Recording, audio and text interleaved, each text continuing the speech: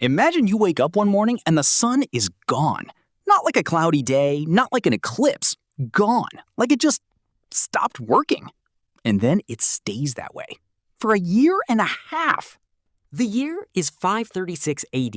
You live somewhere around what is now Europe, the Middle East, or Asia. Doesn't matter exactly where, because what's about to happen will reach all of you. It's spring. Your family's farming. The crops are in the ground.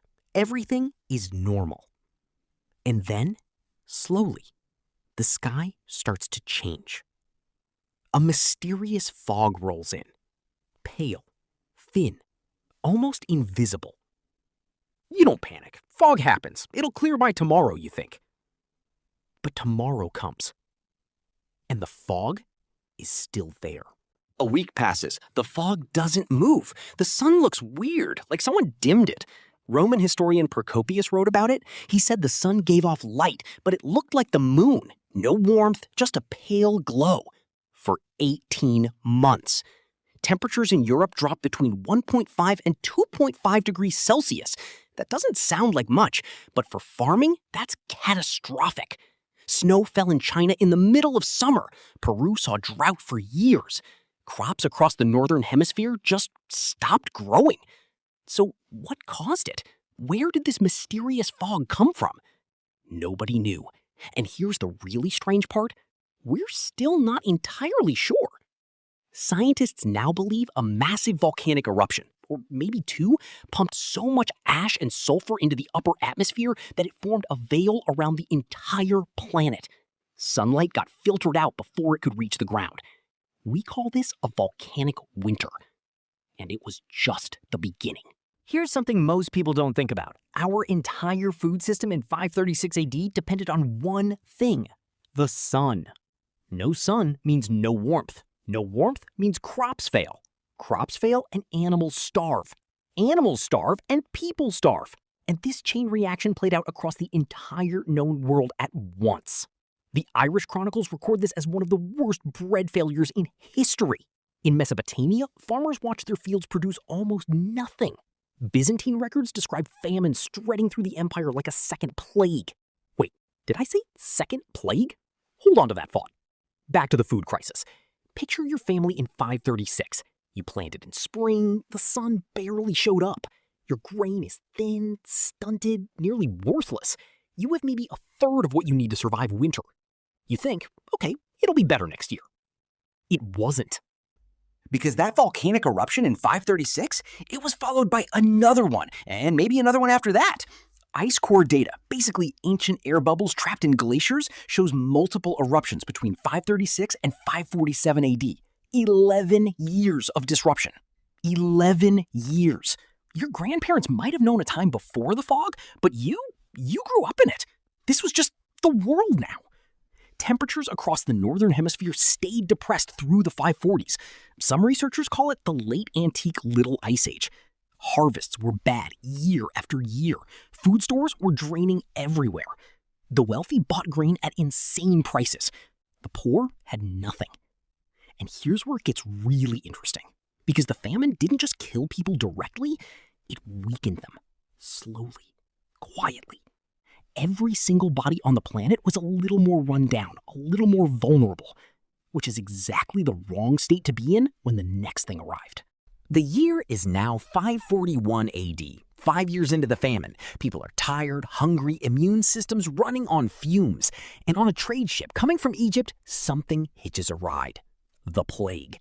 This isn't the Black Death you've probably heard about. That one comes later in 1347.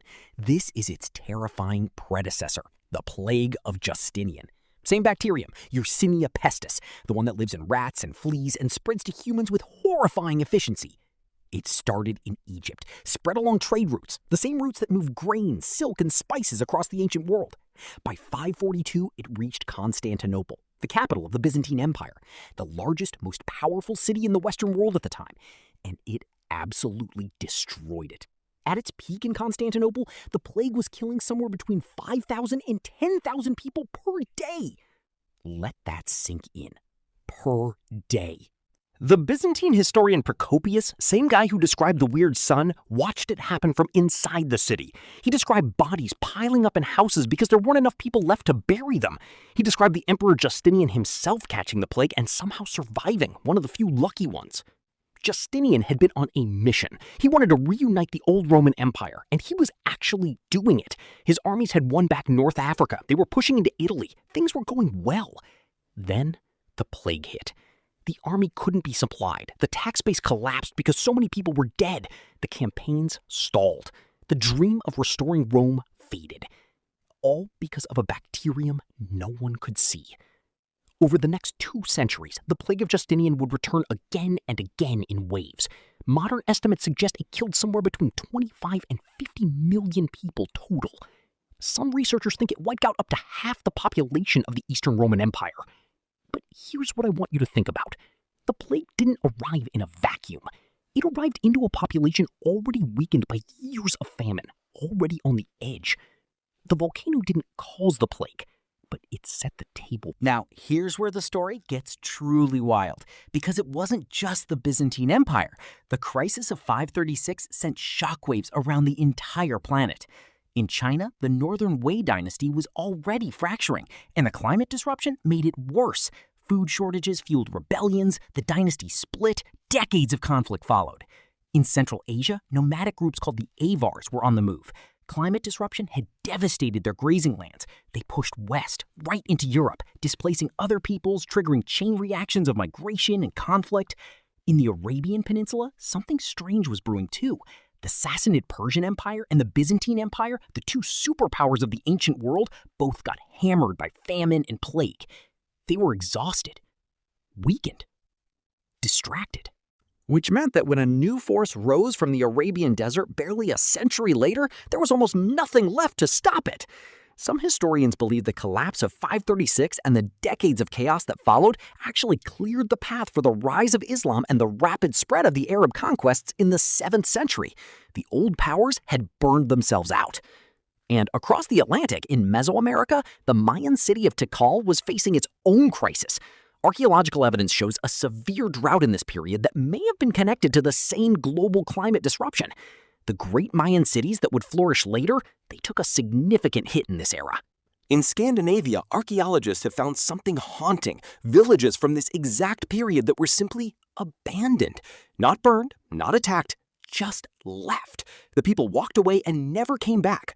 Pollen samples show that agriculture in Scandinavia almost completely collapsed. Fields turned to forest again. The land reverted. Genetic evidence shows a massive population drop in Sweden during this exact period. Entire communities vanished. Some researchers believe the Norse legends of Fimbulwinter, the mythological 3-year-long winter before the apocalypse, might actually be a cultural memory of 536 AD, passed down for generations, turned into myth, but rooted in something very, very real. Now, you might be thinking, okay, this is all incredibly dark. Surely there's some upside?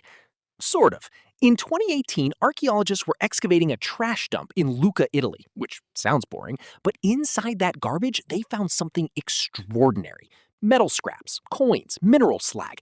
An analysis of those metals showed something striking.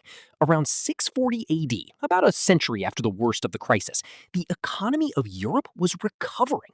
And not just recovering, it was transforming. The plague had killed so many people that the survivors had something almost unheard of in medieval life: bargaining power. With fewer people to work the land, landowners had to offer better deals. Wages went up, or at least the crushing feudal grip loosened slightly. But here's the thing I want you to sit with. These benefits, if you can even call them that, came at a monstrous cost. Tens of millions of people died. Civilizations crumbled. Entire cultures were erased from history. So yes, the survivors may have eventually benefited from less competition for land, but that's a bit like saying a wildfire is great for the soil. Technically true, devastatingly incomplete. Here's a question that might seem simple, but has kept scientists guessing for decades. Where was the volcano? We know eruptions happened. Ice cores from Greenland and Antarctica confirm massive sulfur deposits from this period, the chemical fingerprint of volcanic activity. But identifying exactly which volcano caused the 536 fog has been surprisingly hard. For a while, researchers suspected a volcano in the northern hemisphere, somewhere in Iceland or North America, because the sulfur patterns in the Greenland ice cores were stronger than in Antarctica. But then a 2018 study found that the ash trapped in Greenland glaciers matched a specific chemical signature from a region in Iceland. Mount Aniakchak in Alaska was also proposed as a candidate at various points. More recently, researchers have pointed to evidence of a massive eruption in Iceland's volcanic system, specifically around the Katla volcanic region, as a likely culprit for 536. And then there may have been a second eruption in 540 and another in 547, compounding the damage. We're talking about a volcanic cascade, a chain of eruptions across more than a decade, each one dumping more sulfur into the atmosphere, extending the fog, prolonging the cooling. What's wild is that the volcano or volcanoes responsible for arguably the worst period in human history might not even be visible above the sea. The thing that almost ended civilization might be sitting on the ocean floor right now, totally unknown. So why do historians and scientists consider 536 AD the worst year to be alive? Because every other catastrophe in history, as terrible as they were, was more limited. The Black Death killed roughly a third of Europe's population. Horrific. But it didn't also freeze the crops. It didn't also block out the sun. It didn't arrive on top of a decade of famine. World War II killed an estimated 70 to 85 million people, the deadliest conflict in history. But it happened in a world with medicine, infrastructure, and international aid systems. People could eat. The sun still worked. 536 AD stacked catastrophes: volcanic fog, temperature collapse, agricultural failure, mass starvation, then plague, then political collapse, then more plague. Each disaster fed into the next like dominoes. Medieval historian Michael McCormick at Harvard called it simply the beginning of one of the worst periods to be alive, if not the worst year. There was no escape, wherever you were. Here's the thing that I keep coming back to. 536 AD is over 1,500 years ago. Nobody alive today was there. We know about it only through ice cores, tree rings, ancient chronicles, and the chemistry of glaciers. And yet, it shaped everything that came after. The empires that fell made space for the ones that rose. The peoples who migrated carried new ideas and new genes to new places. The economic disruption over centuries nudged feudal Europe toward the conditions that would eventually produce the Middle Ages, the Renaissance, the world we live in now. We are, in a very real sense, the descendants of the people who survived 536 AD. Think about that. Every person watching this today exists because some ancestor of theirs, hungry, cold, confused about why the sun had gone wrong, made it through. Somehow. Against enormous odds. And they didn't know they were living through history's worst year. They just knew they were cold and hungry and waiting for the sun to come back. It did, eventually. It always does. The question is, what do you rebuild while you wait?